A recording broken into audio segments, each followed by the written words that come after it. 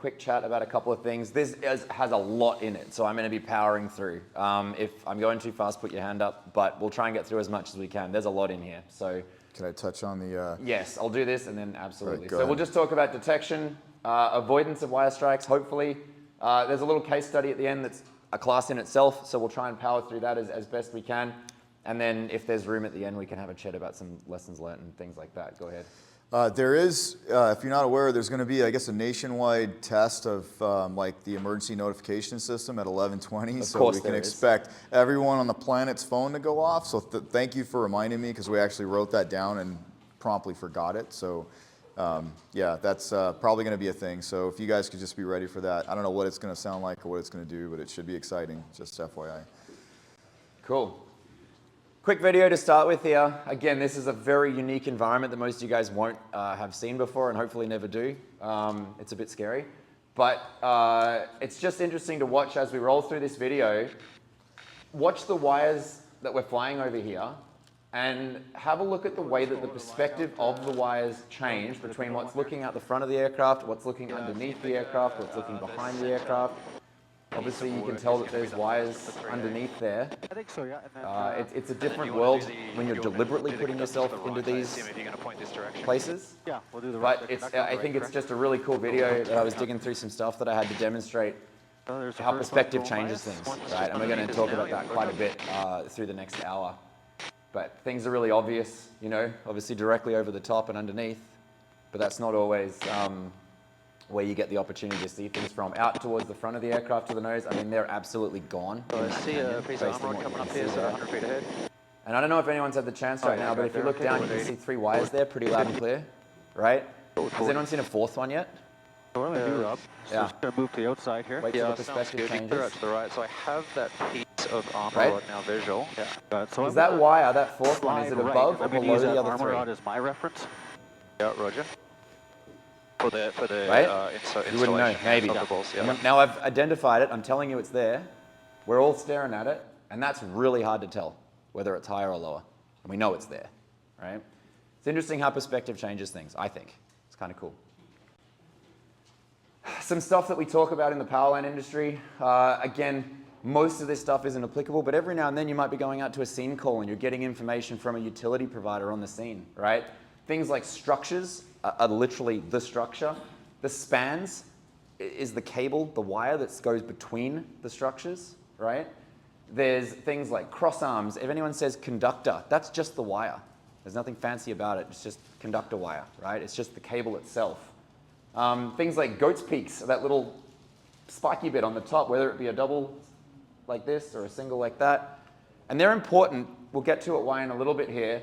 Doesn't matter what they're called, but just remember those goat's peaks, the little pointy bit at the top, actually has an applicable reason here. And if you're hearing things like numbers, 45, 138, it's thousands of volts, right? They're all bad. It doesn't really matter, to be honest. But one way that you can tell how big that wire is, how long the spans might be, is the higher the voltage typically, the bigger the spans, the thicker the cable, right? And if you've seen, I'm sure you've seen these insulators that hang from the towers. It stops the tower from being energized, they're metal, right? The more insulator bells, those little discs, the more discs there are, the higher the voltage, right? So you can expect to see bigger spans, longer spans, things like that. And then anyone who works in the industry, even if you're out on scene calls, car crashes into a power pole and the power pole comes down, you have a thing called limits of approach, which is how close you can get to that power line, whether it be fully intact or on the ground or whatever, safely, right? And the numbers are actually quite low. Even at the highest voltages, up to 1,000,000 volts, you can get sort of 25 feet, right? But inside that, bad stuff starts to happen. But just keep that in mind, that you have those limits of approach, how close you can get to these things. If you're working in and around power lines too, even if you're going out deliberately into that area. So we talked a little bit about those goat peaks in the last one, and these to me are the hidden killers, right? Those big fat power lines like we saw in the first video, those 3 conductor wires, they're the obvious ones. That 4th one, it's a static wire, right? And it can do a couple of different things. It can be used to, it's basically like a shield. So if the thing gets struck by lightning, that guy wire, that shield wire up the top actually takes the hit and it protects the infrastructure below, right? They could also be fiber optic wires, like really small little light ones that sit up high. And there's a couple of pictures here that make things interesting that I can show you in a bit as well. The other thing, everyone can see the tower in the bottom right. What's a tower like that gonna have? 100%. It's going to have guy wires, right? No one hits the tower, right? Everyone hits the guy wires typically, and they're hidden. You can't see them, depending on perspective again. But having some understanding of the infrastructure, those towers like that are going to have guy wires, and you need to be really careful when you're working around those. They'll extend out much further than you think, typically. And there's a general rule for flying around those for the pilots. If you guys, anybody in the room kind of know what the general rule is? Well, as far as like lateral distance, a minimum of, if you take the tower and you lay it down on its side, you know, if you've never heard that before, and honestly, like that should still give you the willies and make the hair stand on the back of your neck if you fly that close to it. Right. You shouldn't, but at a minimum, because those wires will extend out potentially that far. How tall can those towers get? Who are the guys that are working out in the flatlands? How tall can those towers get? 1,000 feet? Yeah, absolutely. Like that's a freaking long guy wire. Right? It can go a long way, so something to be careful of. A couple of pictures here that really demonstrate what we're looking for. There's obviously quite a bit going on in that upper left picture there, but one tower doesn't necessarily have one wire, one circuit, right? It could have multiple. You see the different conductors on high, up, low, the two goats peaks down in the bottom left corner of that top picture there. You can see they're quite a bit higher, right? And then there's also this picture down the bottom here, and you can actually just see that static wire that runs high, and you can see it doesn't sag anywhere near as much as the others. So just because the main conductors have got this big sag in them between the structures doesn't mean that the static wire is going to have that same sag, right? It's going to be quite a lot tighter because it's quite a lot smaller and lighter. So it's going to be more taut across between the spans. Even there, where it's like we took a picture of it because it's a perfect example of that, it's still hard to see.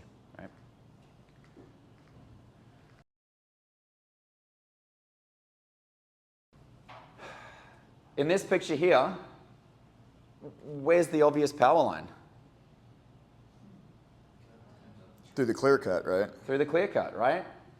Is there anything else you see in that picture? That's the obvious one, is on the right-hand side. Is it going to go? Right.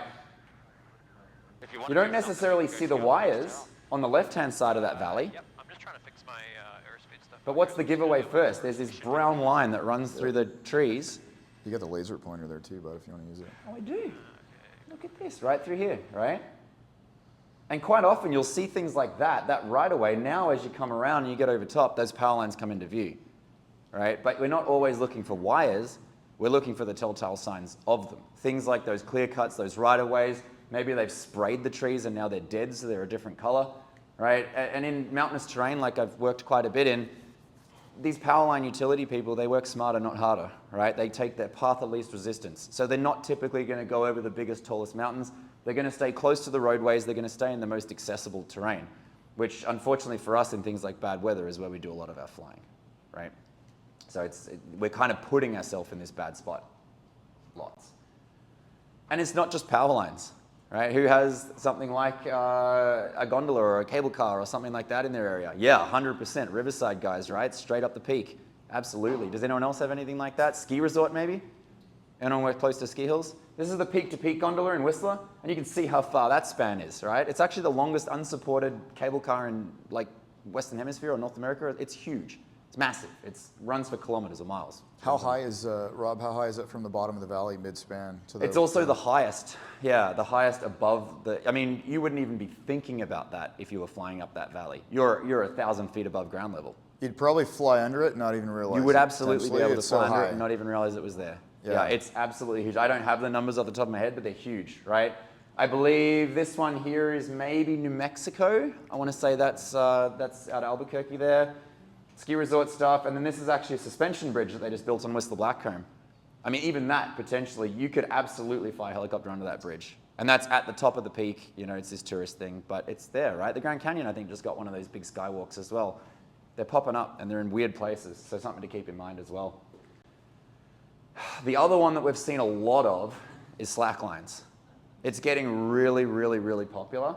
And I mean, you look at some of the places that these things are getting put up. They're not just on beautiful mountain peaks. They're down in river valleys. They're everywhere, right? So something to keep in mind as well is, you know, where I was at previously out on the west coast of Canada, our search and rescue team has actually started joining the local slacklining Facebook groups and, you know, these little pockets of people, the Instagram accounts and stuff like that. And if you work with these guys, they'll actually help you. They'll share. They'll be like, hey, we're going, it's not illegal. You can do it, right?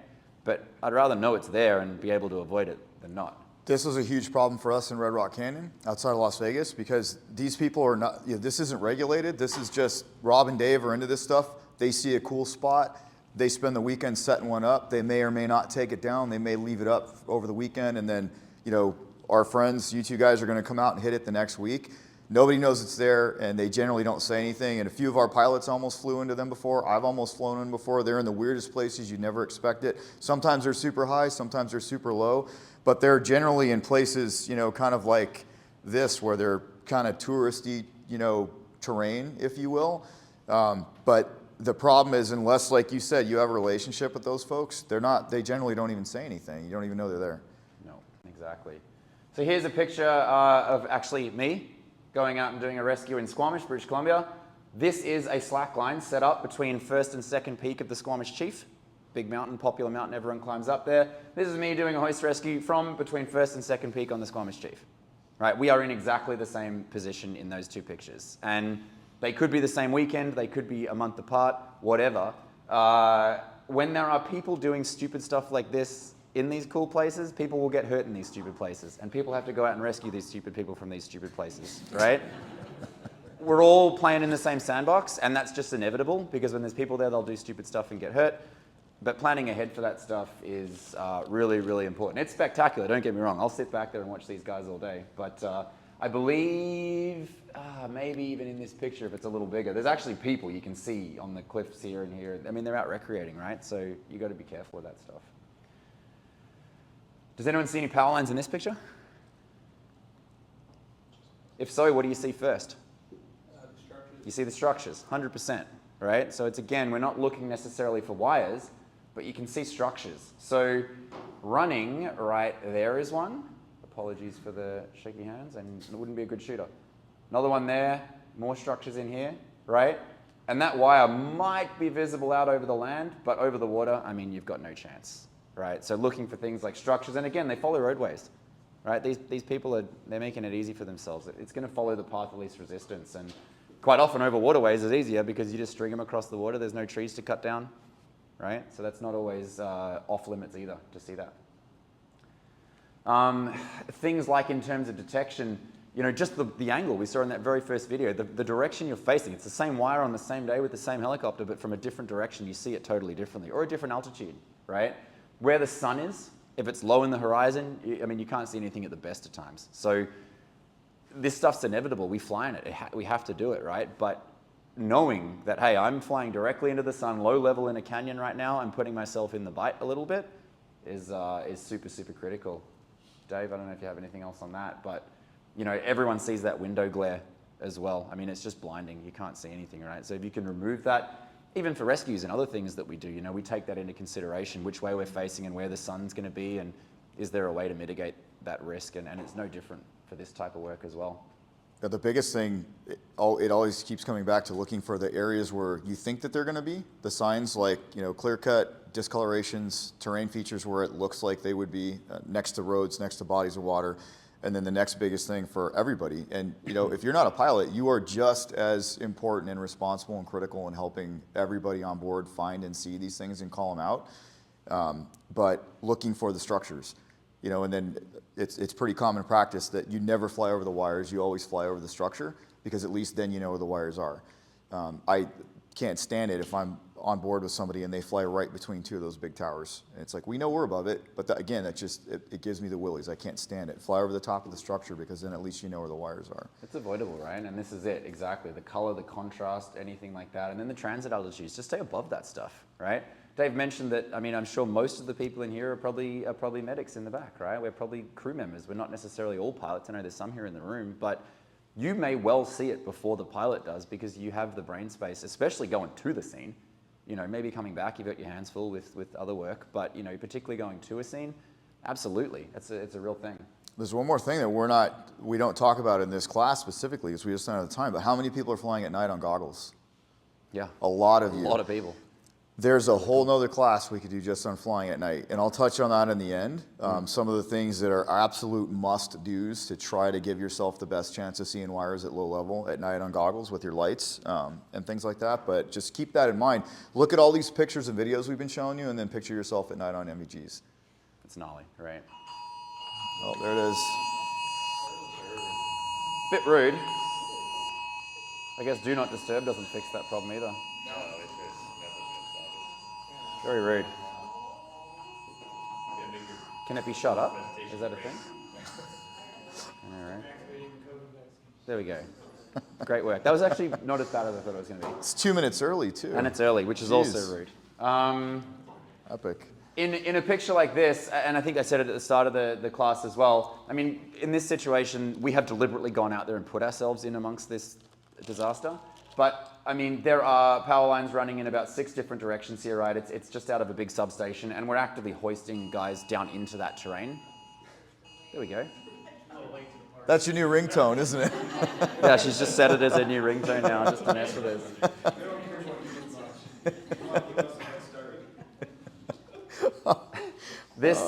This training we're doing for the next, 40 minutes more here is not enough, right? It's not enough to allow you to go and operate in these areas safely. We do multiple days. Before I was allowed to get anywhere near this terrain and start hanging people below a helicopter, it's days and days and days of training, right? To go and participate in stuff like this. So that's the caveat, is don't just assume that the next 30 minutes is enough, right, to do this safely. Things like direction changes in lines as well are going to be a giveaway, where you're looking next. We talked about the insulators before. You can see these V's in the insulators, right? They're getting pulled around corners, and you can take a look at the tower, because you see the tower first. We all have seen that the last few slides, right? You can see that direction change, and you can start to get a bit of an idea of which way these things are going. So it's just little tricks like that after you spend some time around these things, knowing which way you're going. Again, you see the static wire up top there as well, just that single strand. This is huge too, because everybody generally assumes that they just go in a straight line, and very commonly they do not. And another thing is, if you see one set, assume there's at least another set that you haven't even seen or identified. Super common there, and in the immediate area. But you should always be looking at those structures for exactly what was in that last picture, because again, in your mind, it's just going to say, oh, there's a tower, and I see another one, and I'm just going to draw a line in the sand in my mind between those 2 points for miles and miles to the horizon.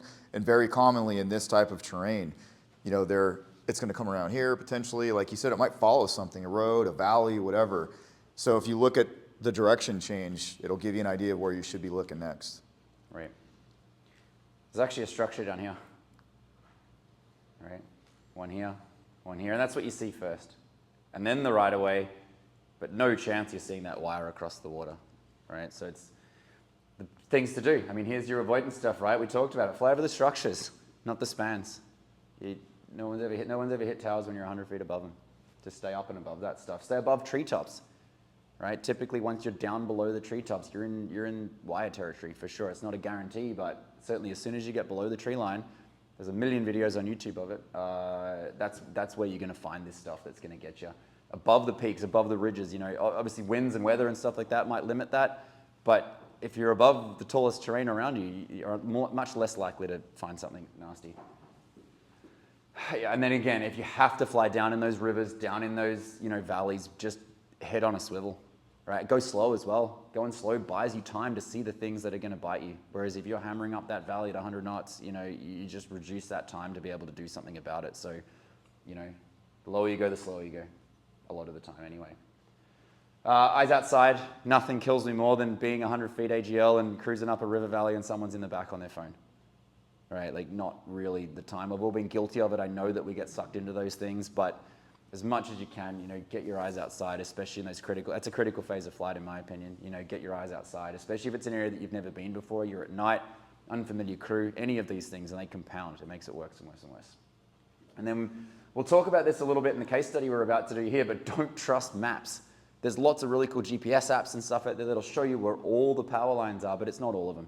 Farmer Joe will happily tee off a line somewhere and steal a little bit of power, or the new housing development's got a new line put in that hasn't been updated on the map yet. it's good, it's helpful, but it's not a guarantee.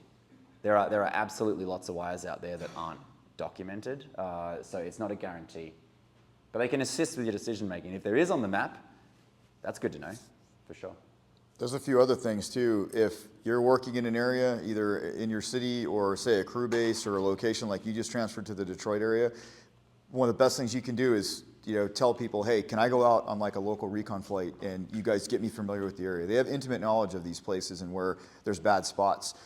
I'll tell you, so this is terrible to say, but I almost hit a wire one time as the co-pilot on a rescue in a 500. Pilot flying, we're searching for a victim, we're flying up a canyon, and at the very last minute I look up and I see a wire, single wire at night from across. And the first thing you're gonna say is always shit. So I said, shit, wire, stop. And we literally did kind of a quick stop. And we're hovering, and this thing is probably 25 feet in front of us. We almost flew right through it. And the shit thing was, we get back to our hangar, and the pilot that was flying was a new rescue pilot. I wasn't even a rescue pilot at the time, but he's like, man, we were flying up this canyon, Mount Charleston on a search, and we almost hit this wire. And the chief pilot at the time laughed. He goes, oh yeah, like that's the killer one. That's the one that'll get you. And then the pilot was like, you did my rescue training, especially everything at night. We go up here all the time. Why the didn't you tell me there's a wire up here? Why does the whole unit not know there's a wire up here? I had no idea there's a wire up there. I wasn't a rescue pilot, and we almost flew into it. That's absolutely, there's no excuse for that, right? So then we came back and told everybody, FYI, there's a wire. Same thing with the slack lines. We would regularly find one. We'd print it, we'd take a picture of it, and we'd string it up there and put it in the pilot's office. FYI, we found a slack line in Red Rock Canyon. But that's inexcusable, right? Yeah, I've seen a lot of places that I've been as well, and other places you can set up like a shared Google map, and you can drop pins on it, right? It's no different to Waze pointing out where the LE guys are, but you can drop a pin on a map, and it can be an open source thing, and if a pilot finds something or someone on the team finds something, you can have this map and you just log in, and if you know you're going to a specific area, you can pull up the map and see what's been dropped there, and it's like an unofficial NOTAM kind of deal, right? Which is helpful, potentially. Everyone's seen these big orange marker balls attached to power lines, right? They help, they're great, they're awesome. The picture on the left is the job I used to do. We went out and replaced the marker balls because they sometimes get broken and they're damaged and they're not there anymore, right? There is actually half a marker ball right there. And you can barely see it, right? But it's half a marker ball. But if you're looking at it from the inside, it's white. If you see it from the outside, kind of makes sense that there would be orange on the inside as well for that situation. But yeah, they look really obvious when you're like this and you got to put them on there, but what we're doing here is exactly replacing that one there. So they might be there, but it's not a guarantee. They may be damaged, they may be missing. It's not always the case. Same with the poles. Quite often the poles of the candy cane, they're painted, right? Like a tower or a pole, but it's not a guarantee. Here is some examples. I'm sure some of these you've seen before, some of them maybe not, but there's some common themes here, right? People are low, people are maybe not doing what they should be doing all the time, and some of them you're just like, I can't believe that you didn't see that, right? Top left corner there it is, and then you got to do something about it. Not totally sure what they're doing there, but again, I mean, you're below the tree line in a valley. It's not surprising that you found stuff, right? I have no idea. I don't even know. Like, yeah. It just seems so obvious.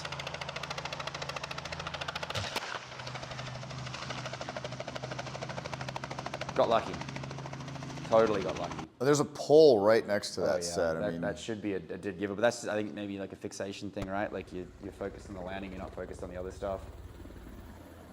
Low level, trying to show off to people. I will say if you're going to hit wires, you want to do it in a 60, quite honestly, though. I mean, those things take it like a champ. Right? I'm not condoning hitting them in as wires, but I'm just saying, that if you had to pick, it's a good helicopter to cut wires with. That last one, I had to watch it about 3 times before I even saw the wire. You see the big suckers, but there was another one that you didn't see there, right? So it's there. This is in British Columbia, Canada. Everyone's seen this one? Well, most people probably have. There you go. Right, turning your tail into stuff that you can't see is hazardous. Again, lucky, really. Honestly, could have been a lot worse. As a rear crew member, what could you do to help the pilot out there? Yeah, I mean, if you're with a patient that's critical in the back, you probably don't have the ability to do that. But especially coming out of an LZ, if you have the ability to crack the door and stick your head out, Like, well, the thing is, they made a 90-degree turn too. If you were sitting right side in the cabin, you would have looked straight at that pole and that wire. And before you made the turn, hey, we're gonna pole off our right side here. Now, if you're working the patient, obviously there's other considerations there too. But I think maybe 5 seconds to look out the door before, as you're departing there. Patients don't die in 5 seconds typically, right? That critical moment. I think the priority is to get the aircraft up and away safely, and then you can go back to doing what you're doing, if possible. Right, something to consider. And then same thing, you think you're out of the middle of the lake, not much going on there, and then there's that one static wire over the middle of the lake, right? Every single one of these guys got lucky, I would say, because it could always be a lot worse. But that actually looks like it went right into the wire strike kit. Yep. Yeah, I think so. That may well have been what saved him there. Now, wire strike kits are great, don't get me wrong. You can put them on there, they're the cutters at the front of the aircraft, but you've already hit the wire before that thing becomes useful to you, right? So something's gone wrong before you even do it.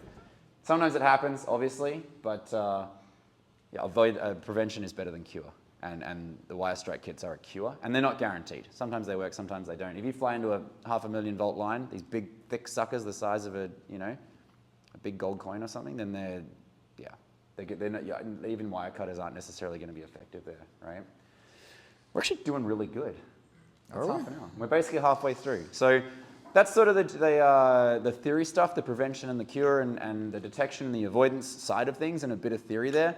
We've actually presented this one a couple of times now. I don't know, show of hands, has anyone actually seen us present this particular case study before? Unreal. Cool, I'm glad. It's almost unbelievable how good it is. And I really like it for a crew like this, because there's so many different facets to it. There's a bit of pilot stuff, there's a bit of medical stuff, there's a bit of rescue stuff. It's just a really interesting case study, I think. We've presented it a couple of times now, and honestly, we'll probably find something else soon. Quick though, but yeah, we'll roll through it for sure. We've talked to the guys that were involved in this. They have absolutely given us their blessing to share the information and get it out there.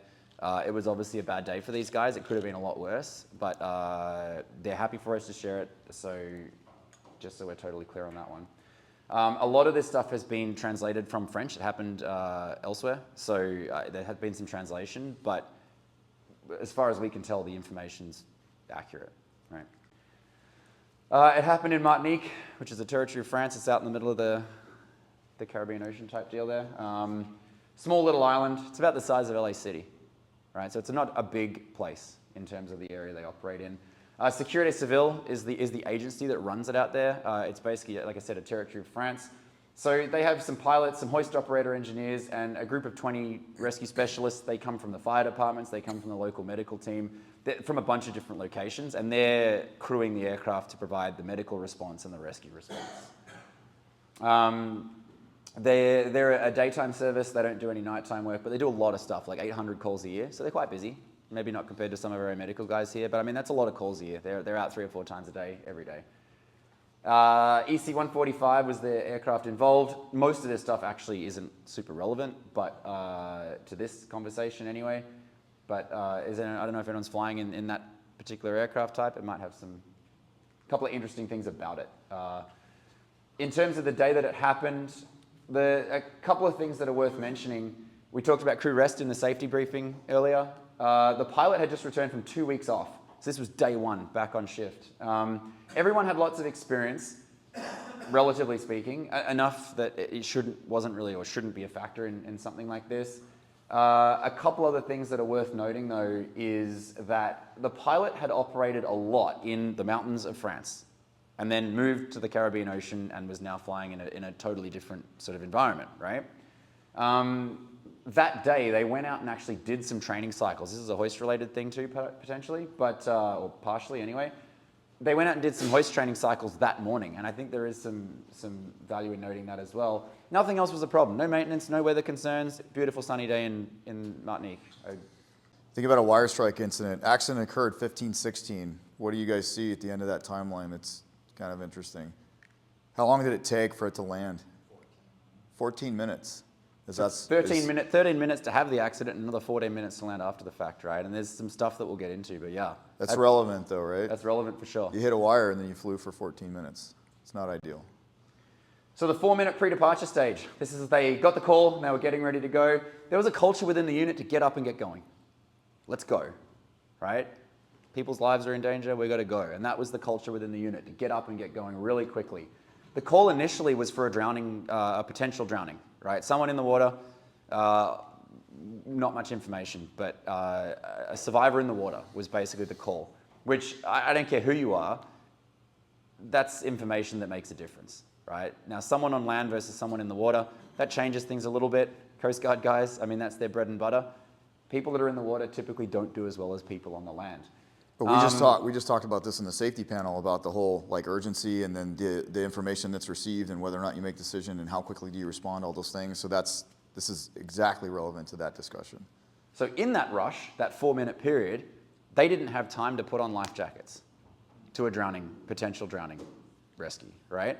So they decided we didn't need those. The aircraft, you can see it in this top picture here, and you can see it just hanging out the door here, that wet deck, right? So it's basically a big kiddie pool that you put inside the aircraft, and it stops the salt water from getting into a bunch of places that you don't want it to be, right? In 4 minutes, they don't have time to put the wet deck in. So what they did was that the aircraft was configured for EMS. It had a stretcher in, it had all the usual EMS interior in. So they took the wet deck and just kind of threw it over the top of everything and said, that'll do, right? That's not how it's supposed to be installed. It's not going to be super effective, but that's sort of what they decided to do to get out the door in those 4 minutes. Wearing life jackets and installing the wet deck correctly are SOP items. I mean, that's just common sense, but they should be wearing life jackets and they should be installing the wet deck correctly. For the dispatchers, everyone here deals with dispatch, I'm sure, in some degree, right? There was 2 different dispatchers that were working the call at the time. The initial dispatcher, number 1 we'll call them, alerted the crew initially, and then as they had actually departed and were flying away, this is the French translation part, it says that the hoist operator was still finishing putting on his suit, which I assume would be either a wetsuit or a dry suit, right? But this is after they've taken off and departed. They're not even dressed yet. So obviously there's no life jacket going on at that point, right? They haven't even got their suits on. I don't think they're wearing dry suits out there, most likely a wetsuit. Or maybe even a harness, potentially. They couldn't find the survivor when they first showed up, and so they called back to try and get more information, and this was dispatcher number 2 that was now calling the original call taker, or the call maker, I suppose, to try and get more information.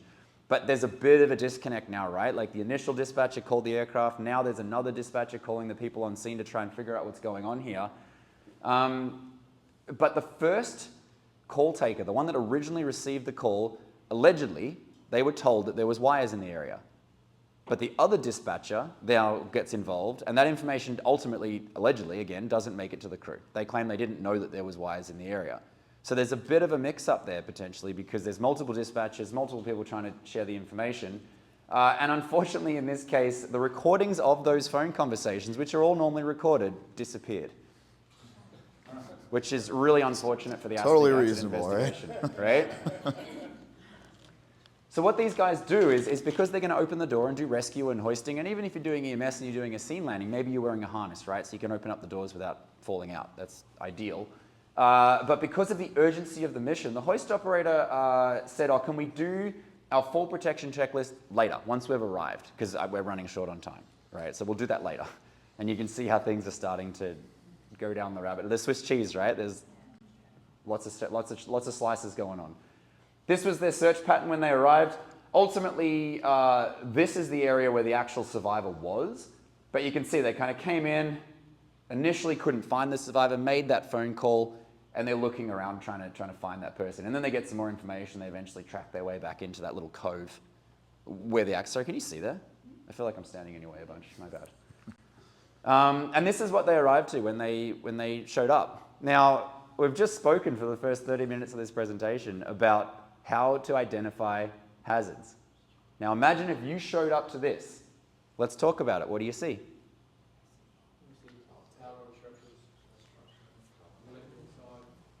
Right? I also see some stuff over here. Can anyone honestly say they see the wire there? If you can, you're a better person than me. I can't see any wires there. Right? Now I'm not saying they're there or they're not. This may have actually been after the incident. They may have actually been gone at that point. But I can't see wires there. And I don't honestly believe that if they were there, you necessarily could, right? But that's what they showed up to. So now we're 7-8 minutes after the original call. And they've done the search, they've made the calls, they've shown up on scene, they've missed their checklists, the aircraft's not configured the way it should be, but they're there, and they've found this person, and there he is in the water. And what do you see right here?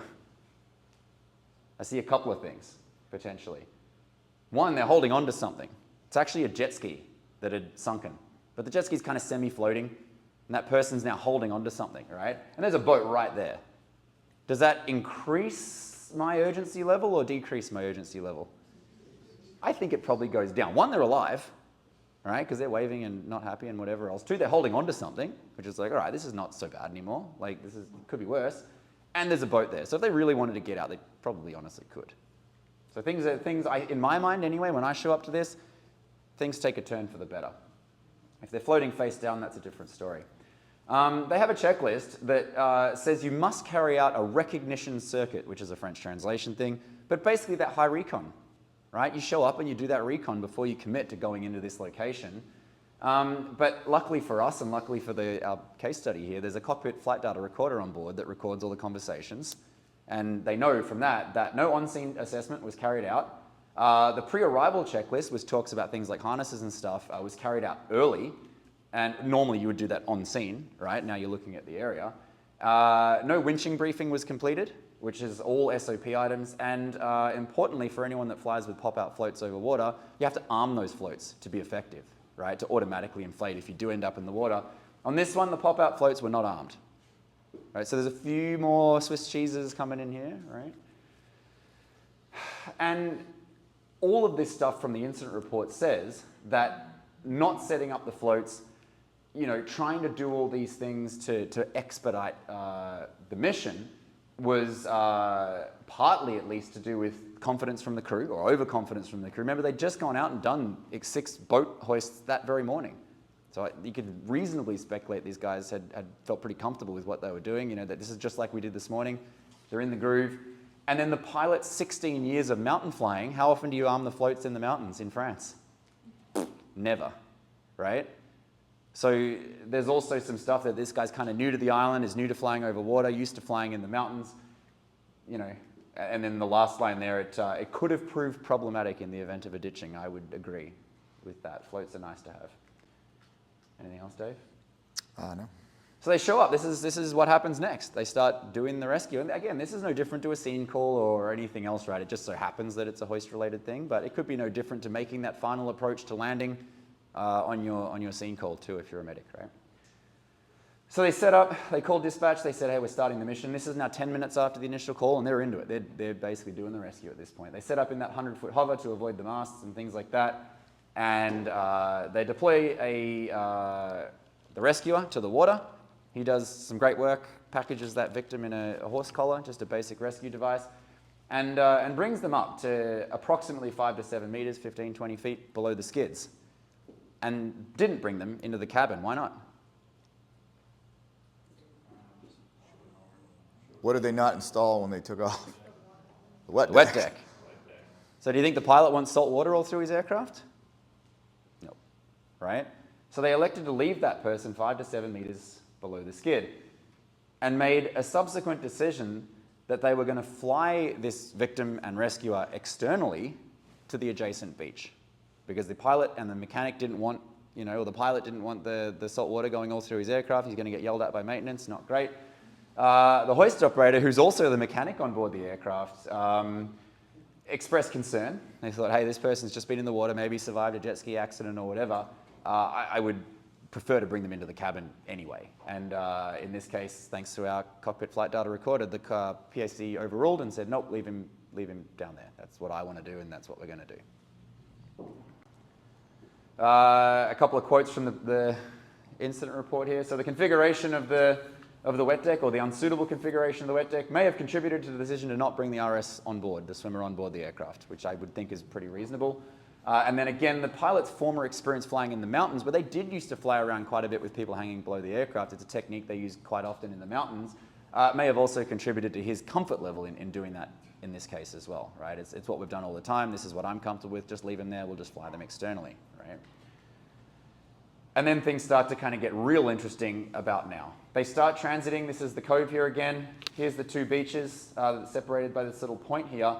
And on the way from the boat, which is here, whatever-ish, they start making that transit to beach number 1, which again, they didn't do a reconnaissance of when they showed up because they were too focused on doing the rescue. So they didn't even know when they pulled the person out of the water where they were taking them, right? It'd be like going out for a medical call and not knowing where you're taking the patient to before you, like, have a plan, right? Come up with that beforehand so that at least you got something to work with.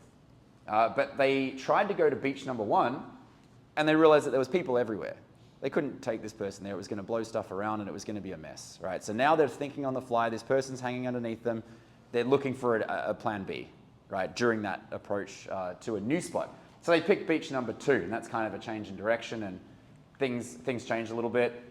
And they sort of get a bit task-focused, right? Now they're trying to figure out what the plan is here. I could totally see it happening. Now you're trying to figure out how you're going to solve this next problem. Doing that reconnaissance beforehand, no different to a scene call, doing that hierarchy, getting familiar with the area before you commit to going in there and doing it. The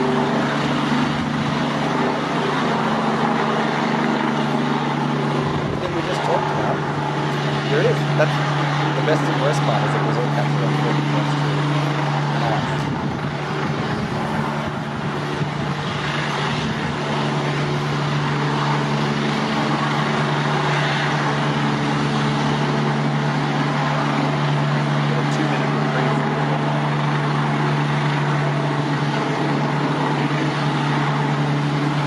A lot of accidents, it's important to point out that if generally 1 or 2 of these smaller items would have been not introduced or eliminated, it probably wouldn't have happened.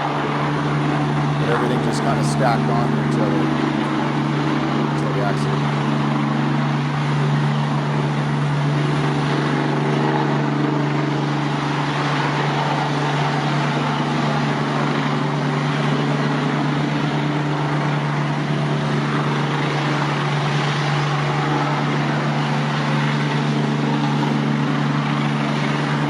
Coast Guard rescue students going back to your class.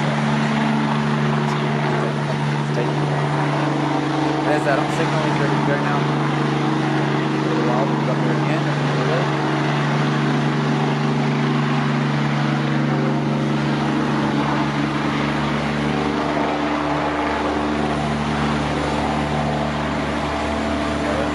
And now they're thinking, oh, well, let's go here. Oh crap, we can't go there. Where are we going to go? Let's go over here. Their attention's totally diverted.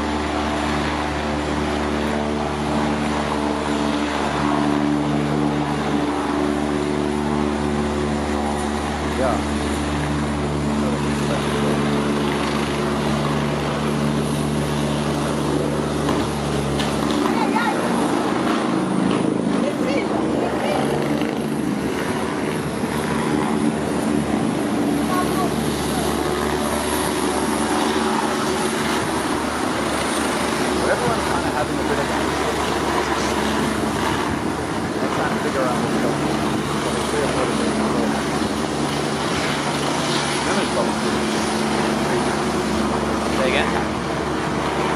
Yeah, so that we'll talk about that in a second. No. But did they shear the hoist cable? Did the hoist cable? Yeah. No. So we'll talk about that in a second.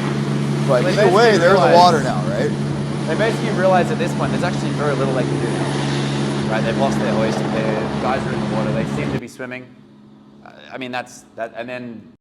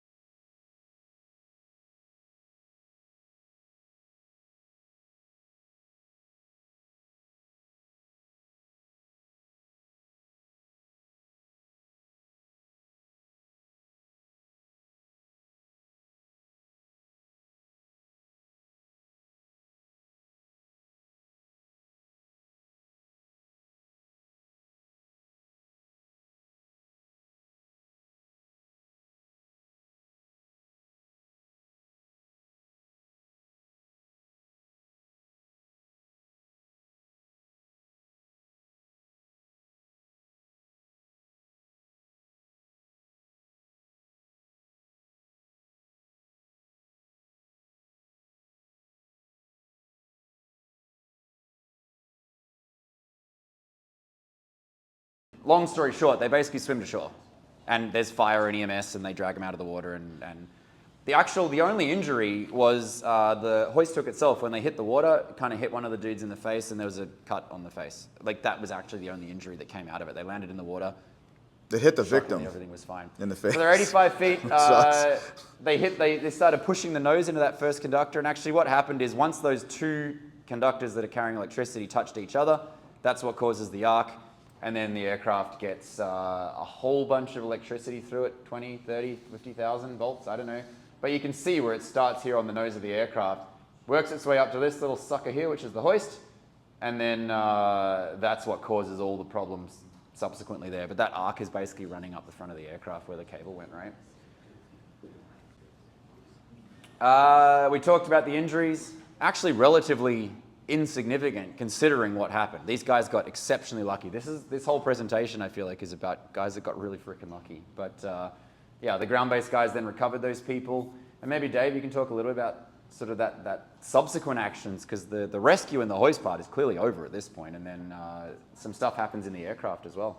Yeah, so, you know, again, you hate to pick apart an incident that you weren't directly involved in, right? And, you know, trying to be respectful to this organization, but, you know, if you look in here, a couple things directly from the report, it says immediately following the accident, the pilot contemplated ditching into the adjacent shoreline after concerns of controllability. He just hit 3 wires. And the third one was actually severed by the main rotor blade. It's a huge deal, right? You don't know what the integrity of the aircraft is at that point. You need to get on the ground as quickly as possible.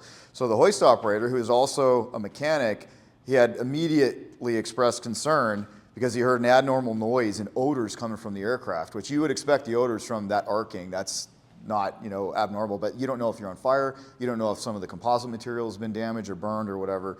But ultimately, the pilot elected to divert to a local sports stadium 1.5 miles away. And then after considering the logistics of getting the aircraft from there, he thought, well, it's going to be a real pain in the ass for us to get this thing out of the sports stadium, so I'm just going to fly it all the way back to the airport.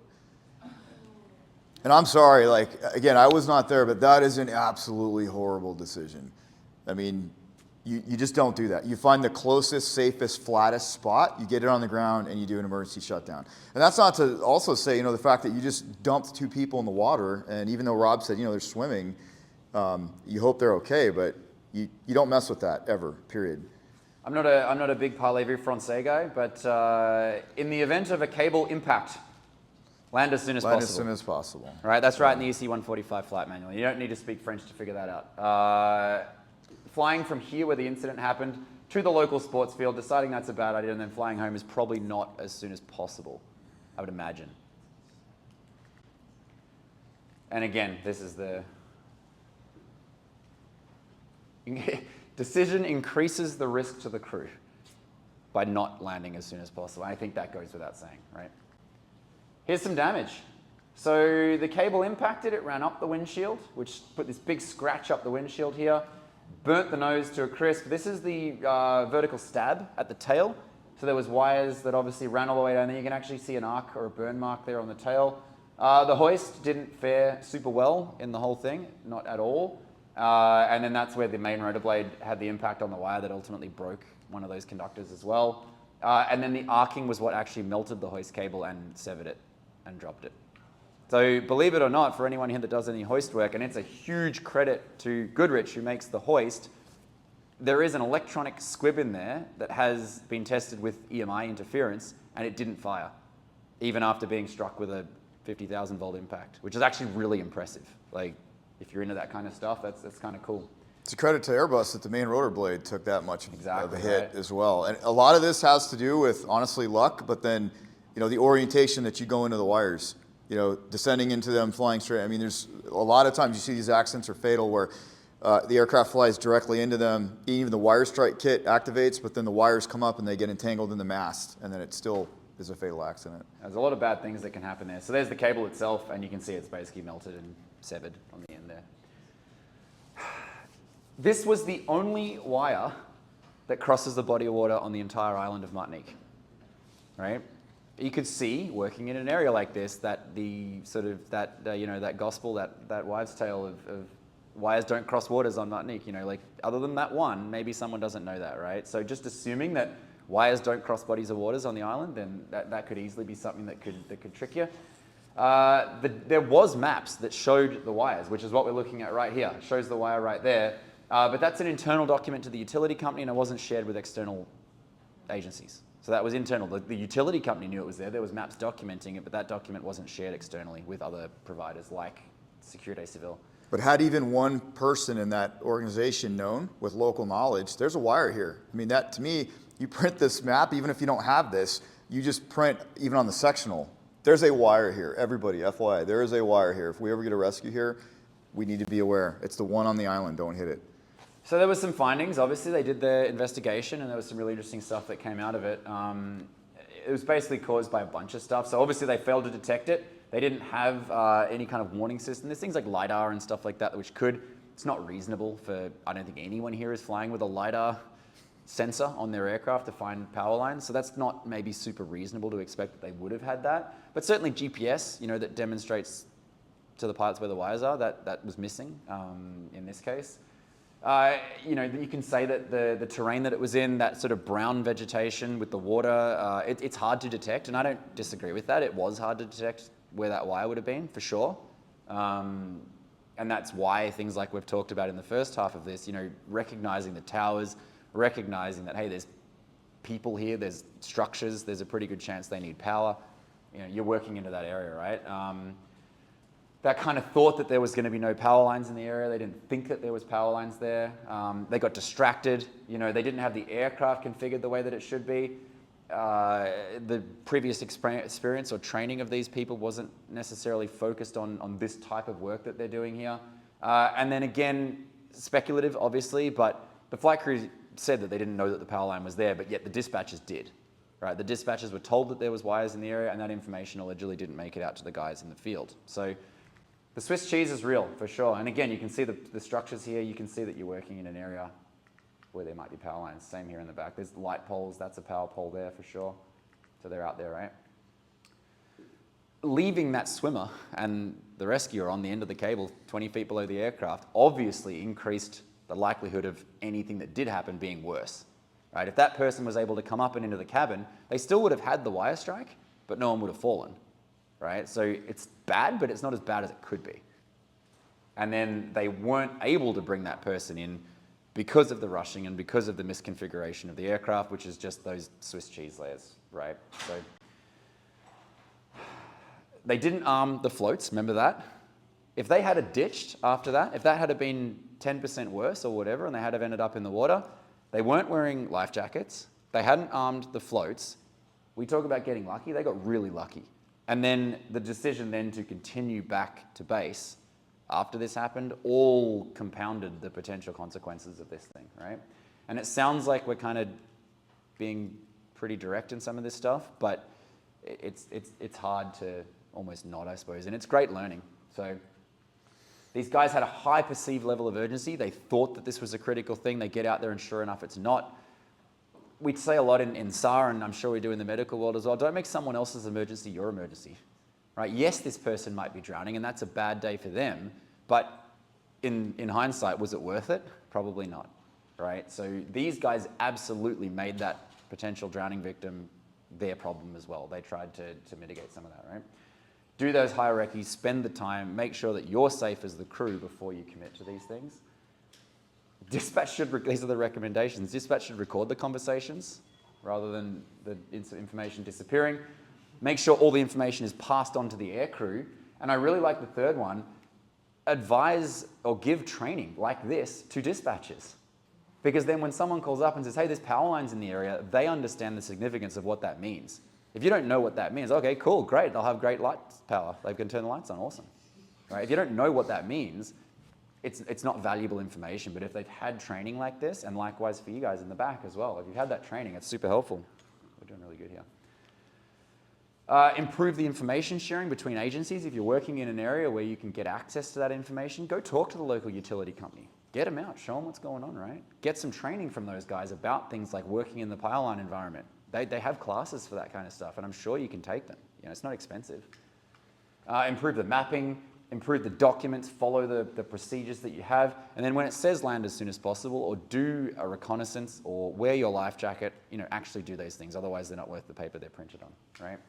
The last thing that's worth mentioning is it was really interesting that another base, not on the island of Martinique, but within the Sécurité Civile, had a similar incident or recognized certain risks. They came up with a checklist called MEMO, right? MEMO. And it was a really quick, fast checklist that talked about, the mission, the EPI, so it's PPE, right, in French. M for what gear do we need to go and do the mission, things like wet decks, things like life jackets, things like all this sort of stuff, right? And then lastly, obstacles in the area, cables, question mark. That's MEMO, right? That's in the briefing. Unfortunately, this checklist wasn't shared with the guys in Martinique. They didn't get access to it. So for the agencies here that, the Reaches, the Air Methods, the big organizations out there, one base might be operating in this bit of a silo, but the information's not being disseminated. If you come up with a great thing, come to a conference, share with your buddies, right? Get the information out there so that people can take advantage of it if it exists. And then the last thing, everyone does something different, right? We're all from a different background. We all have different mission profiles. We can't take what we've learned here and apply it directly to you guys exclusively, right? Everyone does a bit of a different thing, but it's worth looking at this from a more generic point of view, I think. And I mean, here's some example of this is a previous job that I had, but this is all the different environments that I find myself in on a daily basis. Power lines, downtown cities, search and rescue, up in the mountains, right? They're all different places and different things that you do. And we looked at that when I was there, and we looked at it as sort of like an internal critical look and said, geez, this could totally happen to us. Do we always do our checklists? Do we always wear our PPE? Honestly, no, we didn't, right? And we're like, wow, like this could happen to us for sure. And I would encourage all you guys to do the same thing. Look at it from a high level view and something like this and think, geez, like how could this similar situation happen to us where we operate? And what can we do to mitigate that risk? Right? Dave, do you have anything else? No, I think it's just about lunchtime for these. It is we're on time. It's unreal. If you guys have questions, I know this is quick. It's like the crash course in wires. It's not enough, really. Hopefully you guys got something out of it though. Yeah, and if you have questions, if you want to look us up, send us an email, have a look at what we do, follow us on social media. We try and put out a lot of educational content as much as we can, and some cool pictures and videos too, but a lot of what we try and put out has some educational value. So if you follow us along, you can get some stuff, get a hold of us, and if you have specific questions at lunch, over a beer later, whatever, feel free to reach out and we're happy to help. But thanks for having us. If anyone wants the links to these things, they are available online. They're pretty easy to find, and you can do that for sure. The other thing you can do is there's a really good website called Air Assurance. They do all of the a lot of the incident reports from all over the world, and they do really, really good write-ups. That's actually where I got this one from. You can go to their website and you can type in wire strike. You can type in overwater ditching. You can type in whatever you want, engine failure, and it will give you a big long list of all the different incidents that have those keywords tagged in them. It's really valuable, I think. So if you guys want to dig into that as well, that's a good resource to have. I don't think there's anything else after this slide, so I'll leave that one up there for a second. There's the CE slide. Oh yeah, and you guys need the CE slide. Let me know, is everyone good with this one? Has everyone got what they need out of this? Great. There's your CE slide, that's what everyone came here for. Grab that one as well, and that is actually it now. Thanks guys, that was a very action-packed hour, but we appreciate you guys hanging out. Yeah. Good? Thanks everybody.